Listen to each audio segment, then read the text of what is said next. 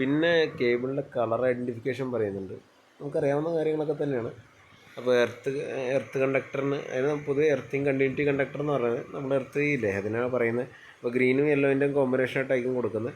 ന്യൂട്രലിന് 3 face ആയാലും single phase ആയാലും black ആയിട്ടാണ് യൂസ് ചെയ്യാറ്. നമ്മൾ സിംഗിൾ ഫേസ് കണക്ഷൻ മാത്രമാണ് എടുക്കണമെങ്കിൽ നമ്മൾ ഫേസ് കണ്ടക്ടർ റെഡും മറ്റേത് ബ്ലാക്ക് കൊടുക്കുന്നു. ബാക്കി 3 ഫേസ് ആണെങ്കിൽ നമ്മൾ റെഡ് യെല്ലോ ബ്ലൂവും പിന്നെ നമ്മുടെ ബ്ലാക്ക് ന്യൂട്രലും ഗ്രീനും യെല്ലോ കൂടി എർത്തായിട്ടുള്ള വരും. അപ്പോൾ ആ ഒരു ഡീറ്റെയിലാണ് ഇവിടെ കൊടുത്തേക്കുന്നത്. Non flexible and bare conductor non flexible കേബിൾസും ബെയർ ആയിട്ടുള്ള കണ്ടക്ടേഴ്സിൻ്റെ കേസാണ് പറയുന്നത്. ഇനി ഫ്ലെക്സിബിളായിട്ടുള്ള കേബിളാണ് വരുന്നതെങ്കിൽ നമ്മൾ അതിൻ്റെ അകത്ത് ലൈവ് അല്ലെങ്കിൽ ഫേസ് പറയുന്നത് ബ്രൗൺ കളറിലായിരിക്കും ഇരിക്കുന്നത്. ഫ്ലെക്സിബിളായിട്ടുള്ള കേബിൾസ് ലൈവ് ബ്രൗണും ന്യൂട്രൽ ബ്ലൂ ആയിട്ടും എർത്ത് എപ്പോഴും ഗ്രീൻ ആൻഡ് യെല്ലോ ആയിരിക്കും. അപ്പോൾ ആ ഒരു കാര്യം ശ്രദ്ധിക്കുക. ഫ്ലെക്സിബിളായിട്ട് നമ്മുടെ ഇപ്പോൾ ലൈറ്റിൻ്റെ അകത്തൊക്കെ നിങ്ങൾ ശ്രദ്ധിച്ചിട്ടുണ്ടാവും. ഒരു പക്ഷേ നമ്മളൊരു ചെറിയ ലൈറ്റ് ഫിക്സ്ചറൊക്കെ മേടിക്കുമ്പോൾ അതിൻ്റെ അകത്തുനിന്ന് വരുന്ന കേബിളിൻ്റെ കളർ വരുന്നത് ഇങ്ങനെയാണ്, ബ്രൗണും ബ്ലൂ ആയിട്ടായിരിക്കും. അപ്പോൾ ഫേസ് ന്യൂട്രലാണ് ഗ്രീൻ. അപ്പോൾ നമ്മൾ മൂന്നാമത്തെ ഗ്രീൻ ആയതുകൊണ്ട് മറ്റേ ഫേസ് ന്യൂട്രൽ എന്നുള്ളതിൽ മനസ്സിലാക്കി എടുക്കുന്നു. അപ്പോൾ ന്യൂട്രൽ ബ്ലൂ ആണ് ആ കേസിൽ വന്നതെന്നും കൂടി ഓർത്ത് വയ്ക്കുക. കറക്റ്റ് അതിൽ കളർ ബ്ലൂ ഇങ്ങനെ കൊടുത്തിട്ടുമുണ്ട്. അപ്പോൾ നമുക്ക് മനസ്സിലാക്കാൻ എളുപ്പമായിരിക്കും. നമ്മൾ കേബിൾസൊക്കെ സെലക്ട് ചെയ്യുമ്പോൾ ടെമ്പറേച്ചർ റേറ്റിങ്ങും ഹീറ്റ് റെസിസ്റ്റൻ്റ് ആയിട്ടുള്ള ടൈപ്പ് കേബിൾസൊക്കെ സെലക്ട് ചെയ്യുക. അല്ലെങ്കിൽ സെപ്പറേറ്റ് ഹീറ്റ് റെസിസ്റ്റൻ്റ് ആയിട്ടുള്ള സ്ലീവ്സൊക്കെ ഇട്ട് കൊടുക്കണം എന്നുള്ള കേസാണ് ഇതിൻ്റെ അകത്ത് പറയുന്നത്. ഈ ഹീറ്റ് സ്ലീവ്സൊക്കെ മേടിക്കുമ്പോൾ ഒരു 85 ഡിഗ്രി വരെയുള്ള മിനിമം ഓപ്പറേറ്റിംഗ് റേഞ്ചുള്ള സാധനം മേടിക്കണം അല്ലെങ്കിൽ ഇടണം എന്നുള്ള കേസും കൂടി പറയുന്നുണ്ട്. പിന്നെ വയറിങ് ഹസാർഡസ് ആയിട്ടുള്ള കെമിക്കൽ പോലത്തെ ഉള്ള അങ്ങനെയുള്ള സ്ഥലങ്ങളിലൊക്കെ ചെയ്യുമ്പോഴുള്ള ബ്രിട്ടീഷ് സ്റ്റാൻഡേർഡ് EN 60079 പ്രകാരം ചെയ്യണം എന്നുള്ളൊരു കേസ് അതിൻ്റെ അകത്ത് മെൻഷൻ ചെയ്തിട്ടുണ്ട്. പിന്നെ ലോഡ് ബാലൻസിങ്ങിൻ്റെ കേസാണ് പറയുന്നത്. അതായത് 3 ഫേസ് സപ്ലൈ ഒരു പ്രെമിസസിൽ കൊടുക്കുമ്പോഴത്തേക്കും അതിൻ്റെ അകത്ത് പല പല ടൈപ്പ് ലോഡ് വരാം. Lighting, socket, outlet, water heater, single phase air condition unit, അങ്ങനെ പല സാധനങ്ങളും വരാം. അപ്പോൾ റെഡ് എല്ലാം ബ്ലൂവിൽ നമ്മൾ കണക്ട് ചെയ്യുക. അതിപ്പോൾ ഇന്ത്യയിലായാലും എവിടെയായാലും അത് കണക്ട് ചെയ്യുമ്പോൾ നമ്മളെപ്പോഴും മാക്സിമം ബാലൻസ് ചെയ്യാൻ ശ്രമിക്കുക. അതിൻ്റെ ലോഡ് ഓൾമോസ്റ്റ് സെയിം ആക്കാനുള്ള ഒരു ശ്രമം എപ്പോഴും ചെയ്യുന്നതാണ് നല്ലത്. അല്ലെങ്കിൽ ഇംബാലൻസ് വരാനുള്ള സാധ്യതയുണ്ട് ഡിസ്ട്രിബ്യൂഷൻ ലെവലിലൊക്കെ. സോ ആ ഒരു പാർട്ട് നോക്കണം. അതെല്ലാത്തിലും ചെയ്യുന്ന കാര്യങ്ങളാണ്, അത് ഇതിലെടുത്ത് പറഞ്ഞു ഉള്ളൂ. അടുത്ത വയറിങ് ചെയ്യാൻ ഉപയോഗിക്കുന്ന കോൺഡ്യൂട്ടും ഫിറ്റിങ്സിൻ്റെ ബ്രിട്ടീഷ് സ്റ്റാൻഡേർഡ്സ് എടുത്ത് പറയുകയാണ്. BS 4607, 60423 എന്നൊക്കെ പറഞ്ഞുള്ള സ്റ്റാൻഡേർഡ്സ് ചെയ്യണം.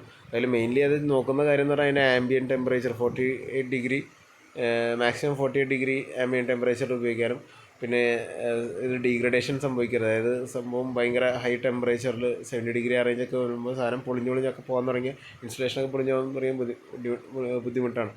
പിന്നെ നോൺ ഹൈഗ്രോസ്കോപ്പിംഗ് ഹീറ്റ് റെസിസ്റ്റൻ്റ് ആയിരിക്കണം. നോൺ ഹൈഗ്രോസ്കോപ്പിംഗ് എന്ന് വെച്ചാൽ മോയ്സ്ചർ റീറ്റെയിൻ ചെയ്യുന്ന പരിപാടിയൊന്നും വരരുത്, ഹീറ്റ് റെസിസ്റ്റൻ്റ് ആയിരിക്കണം. പിന്നെ PVC കോൺഡ്യൂട്ട്സ് യൂസ് ചെയ്യാം. കോപ്പർ ബ്രാസ് ടെർമിനൽസാണ് അതിൽ യൂസ് ചെയ്യുന്നത്. സ്റ്റീൽ കോൺഡ്യൂട്ട്സും യൂസ് ചെയ്യാം. അതിൻ്റെ BS സ്റ്റാൻഡേർഡ്സ് 60423 61386 എന്നൊക്കെ പറയുന്നുണ്ട്. പിന്നെ hot dipped galvanised glass for protection, അങ്ങനെ ഡീറ്റെയിലാണ്. അത് കോൺഡ്യൂട്ട്സിന് ഡീറ്റെയിൽ വിശദമായിട്ട് നോക്കുമ്പോൾ അതിൽ പറയാം. മോയ്സ്ചർ ഡസ്റ്റ് മുതലായ ഇത് വരാൻ സാധ്യതയില്ലാത്ത രീതിയിൽ കോൺഡ്യൂട്ട് ഇൻസ്റ്റാൾ ചെയ്യുക. ലോവസ്റ്റ് പാർട്ടുകളിലൊക്കെ മറ്റേ നമ്മുടെ കോൺഡ്യൂട്ടിൻ്റെ ചില ഏരിയകളിലൊക്കെ നമ്മൾ ചെറിയ ഹോൾസ് പ്രൊവൈഡ് ചെയ്ത് കഴിഞ്ഞാൽ എന്തെങ്കിലും ഈ കണ്ടൻസേഷൻ വഴി AC-യുടെ ഇതൊക്കെ വഴിയോ എന്തെങ്കിലും കണ്ടൻസേഷൻ വഴിയൊക്കെ വെള്ളം അക്യുമുലേറ്റ് ചെയ്ത് അതിൻ്റെ അകത്ത് തടം കെട്ടി നിൽക്കാതെ അത് റിമൂവ് ആവാനുള്ള ഒരു പ്രൊവിഷൻ അതിൻ്റെ അകത്ത് കൊടുക്കണ കേസ് പറയുന്നുണ്ട്. ഓക്കെ, അപ്പോൾ നമ്മൾ നേരത്തെ പറഞ്ഞ കാര്യം ഇതാണ്.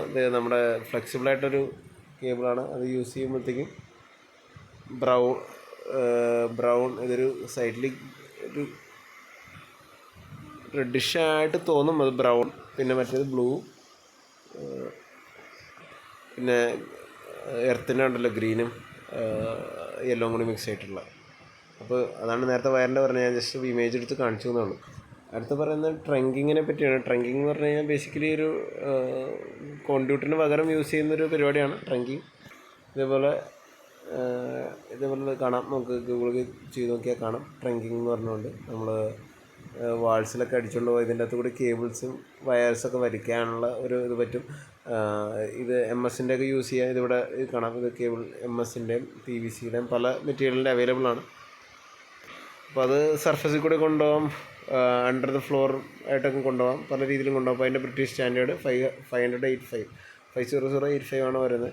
അപ്പോൾ നമ്മളിവിടെ യൂസ് ചെയ്യേണ്ടത് സ്റ്റീലിൻ്റെ ഹോട്ട് ഡിപ്പ് ഗാൽവനൈസ്ഡ് ആയിട്ടുള്ള ഇതാണ് യൂസ് ചെയ്യേണ്ടതെന്ന് പറഞ്ഞിട്ട്, അല്ലെങ്കിൽ നോൺ കമ്പസ്റ്റബിളായിട്ട് ഇൻസുലേഷൻ മെറ്റീരിയൽ ആയിരിക്കണം യൂസ് ചെയ്യേണ്ടത് ഇതിനു വേണ്ടി. പിന്നെ അതിന് കവേഴ്സൊക്കെ വേണം, റിമൂവബിൾ കവേഴ്സ് വേണം. മാനുഫാക്ചർ ഗൈഡ് ലൈൻ പ്രകാരം സാധനം ഇൻസ്റ്റോൾ ചെയ്യണം എന്നാണ് പറയുന്നത്. പിന്നെ അതിൻ്റെ അകത്ത് കൂടി കണ്ടക്ടർ ഇതിൻ്റെ അകത്ത് കൂടി എടുത്തുകൊണ്ട് പോകാനാണ്, കണ്ടക്ടേഴ്സ് അല്ലെങ്കിൽ വയേഴ്സും കാര്യങ്ങളും ഇതിൻ്റെ അകത്ത് കൂടി എടുത്തുകൊണ്ട് പോകാനാണ്. പിന്നെ ചെറിയ ഇൻസുലേറ്റഡ് കേബിൾസ് ഒന്നും അതിൽ കൂടെ വിടരുതെന്നുള്ള പറയുന്നത്. പെർഫറേറ്റഡ് ട്രങ്കിങ് എന്ന് പറയുന്നത് ചെറിയ ഹോൾ ടൈപ്പുള്ള ഇതിനാണ് പെർഫറേറ്റഡ് ട്രങ്ക് ബോക്സ് എന്ന് പറയുന്നത്. പിന്നെ ആവശ്യമുള്ള സ്ഥലങ്ങളുടെ സപ്പോർട്ട്സ് കൊടുക്കണം. ഇപ്പോൾ നമ്മൾ റൂഫ് കേബിൾ ട്രേസൊക്കെ അടിച്ചുകൊണ്ട് പോകുന്ന പോലെ തന്നെയാണ് അതിൽ സപ്പോർട്ട്സ് കൊടുക്കണം. എർത്തിങ് ബോണ്ട് കൊടുക്കേണ്ട ആവശ്യമുണ്ട്. എർത്തിങ് പർപ്പസിന് വേണ്ടി, ഇതിനെ എർത്ത് ചെയ്യാനുള്ളൊരു പർപ്പസിനായിട്ട് യൂസ് ചെയ്യുന്ന കേസാണ് പറയുന്നത്. ട്രങ്കിങ് വരുന്നുണ്ട്. കേബിൾ ട്രേസിനെ പറ്റിയും ഇതിൻ്റെ കൂട്ടത്തിൽ പറയുന്നുണ്ട്. ഇതിൻ്റെയൊക്കെ കേബിൾ ട്രേസ് ഇതിൻ്റെയൊക്കെ വിശദമായിട്ട് വീഡിയോ വേറെ ചെയ്യാൻ ഇരിക്കുന്നുണ്ട്. ഇപ്പോൾ ഞാൻ ഇതിൻ്റെ അകത്ത് ട്രങ്കിങ് ബോക്സ്, കേബിൾ ട്രേസ് അങ്ങനെയുള്ള കാര്യങ്ങളും കോണ്ടിറ്റിനെ പറ്റിയൊക്കെ വിശദമായിട്ട് വേറെ വീഡിയോസ് തന്നെ ചെയ്യണം. നമ്മളിപ്പോൾ അതിൻ്റെ സ്റ്റാൻഡേർഡ്സ് പറഞ്ഞു പോകുന്നുള്ളൂ. കേബിൾ ട്രേസ് ഇതേപോലെ തന്നെ സപ്പോർട്ട് നമ്മുടെ കണ്ടക്ടേഴ്സ് കൊണ്ടുപോകാൻ വേണ്ടി തന്നെ യൂസ് ചെയ്യുന്നതാണ്. ഇപ്പോൾ ഇവിടെ യൂസ് ചെയ്യുമ്പോൾ ഹോട്ട് ഡിപ്ഡ് ഗാൽവനൈസ്ഡ് അല്ലെങ്കിൽ PVC കോട്ടഡ് സ്റ്റീൽ കേബിൾ ട്രേസാണ് യൂസ് ചെയ്യേണ്ടതെന്ന് പറയുന്നത്. പെർഫറേറ്റ് ടൈപ്പോ ലാഡർ ടൈപ്പോ അങ്ങനെ ഡിഫറെൻറ്റ് ടൈപ്സ് ഓഫ് ട്രേസ് ഉണ്ടാകും, നമുക്ക് യൂസ് ചെയ്യാനുള്ള അനുമതിയുണ്ട്. അതിൻ്റെ ബ്രിട്ടീഷ് സ്റ്റാൻഡേർഡ് EN 61537 ആണ് പറയുന്നത്. അപ്പോൾ അതിൻ്റെ സ്റ്റാൻഡേർഡ്സ് എല്ലാം ഇതിൻ്റെ അകത്ത് എടുത്ത് പറയുന്നുണ്ട്. അപ്പോൾ അതിൻ്റെ കൂട്ടത്തിൽ അതിൻ്റെ ഇതിൽ വരുന്ന ഫിറ്റിങ്സ്, ബെൻസ്, ടീ, എൽബോ അങ്ങനെയുള്ള സാധനങ്ങളെല്ലാം സ്റ്റാൻഡേർഡ്സ് ഫോളോ ചെയ്യണമെന്ന് പറയണ കേസാണ് പറയുന്നത്. പിന്നെ എർത്തിങ് ബോണ്ട് കൊടുക്കുന്ന കേസും, പിന്നെ ഇൻസുലേറ്റഡ് കേബിൾസ്, ചെറിയ ഇൻസുലേറ്റഡ് കേബിൾസ് ഇത് കൂടെ പെർഫറേറ്റഡ് ആയിട്ടുള്ള ഹോൾ ടൈപ്പുള്ള കേബിൾ ട്രേസിൽ കൂടി കൊണ്ടുപോകാണ്ടിരിക്കണം പറയുന്നുണ്ട്. പിന്നെ സപ്പോർട്ട്സ് കൊടുക്കുന്ന കേസും പറയുന്നുണ്ട്. അപ്പോൾ വർക്ക് ചെയ്യുന്നവർക്ക് പെട്ടെന്ന് ഇത് മനസ്സിലാവും, അല്ലാത്തവർക്ക് ഓരോ പാർട്ടായിട്ട് തന്നെ ഇതിൽ പറയണം. ഞാനിപ്പോൾ ഇതിൻ്റെ സ്റ്റാൻഡേർഡ്സ് മാത്രമാണ് ഇതിൽ കോൺസെൻട്രേറ്റ് ചെയ്യണത്. കേബിൾ ട്രേസ്, സ്വിച്ച് ഗിയേഴ്സ് അതെല്ലാം വേറെ പ്ലേലിസ്റ്റായിട്ട് നമുക്ക് ചെയ്യാവുന്നതാണ്, ഞാൻ ചെയ്യാനിരിക്കുന്നതാണ്. അപ്പോൾ അതിനെപ്പറ്റി വിശദമായിട്ട് പറയാം. ട്രേസിൻ്റെ തരങ്ങളും ഇതൊക്കെ പറയാം. പിന്നെ അതുകൂടാതെ നമ്മൾ ഡിസ്ട്രിബ്യൂഷൻ ബോർഡ്സും സ്വിച്ച് ഗിയേഴ്സിൻ്റെയൊക്കെ ബ്രിട്ടീഷ് സ്റ്റാൻഡേർഡ്സ് കൂടെ എടുത്ത് പറയുന്നത്. കൺഫേം ടു EN 61439 ആ പാർട്ടാണ് അതിൻ്റെ അകത്ത് പറയുന്നത്.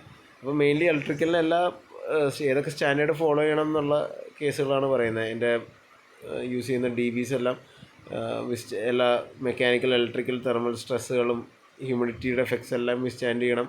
അതിൻ്റെ ക്ലിയറൻസസ് എല്ലാം ക്ലിയറൻസ് ഓൾറെഡി ഞാൻ നേരത്തെ ഫസ്റ്റ് നമ്മൾ പറഞ്ഞല്ലോ. ആ ക്ലിയറൻസ് എല്ലാം British standard 61439 international IEC standard ആണ്, ഇൻ്റർനാഷണൽ സ്റ്റാൻഡേർഡാണ്. അത് പ്രകാരം നമ്മൾ ഫോളോ ചെയ്യണം എന്നുള്ള കേസാണ് പറയുന്നത്.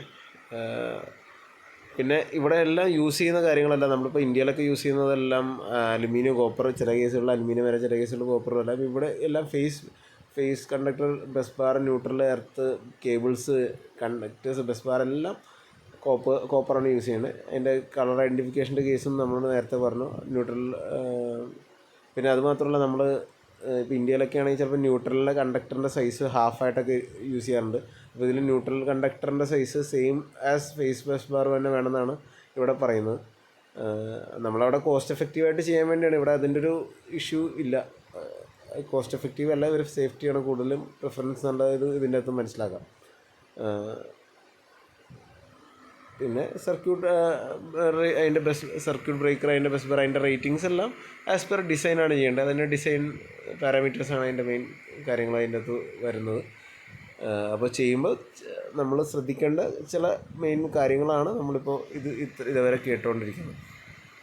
അപ്പോൾ ഹോപ്പ്ഫുള്ളി വീഡിയോ മനസ്സിലാവുന്നുണ്ടെന്ന് വിചാരിക്കുന്നു. എനിവേ ഈ വീഡിയോ അധികം ലെങ്ത് കൂട്ടാണ്ടിരിക്കും, ഞാൻ വീണ്ടും നിർത്തുന്നു.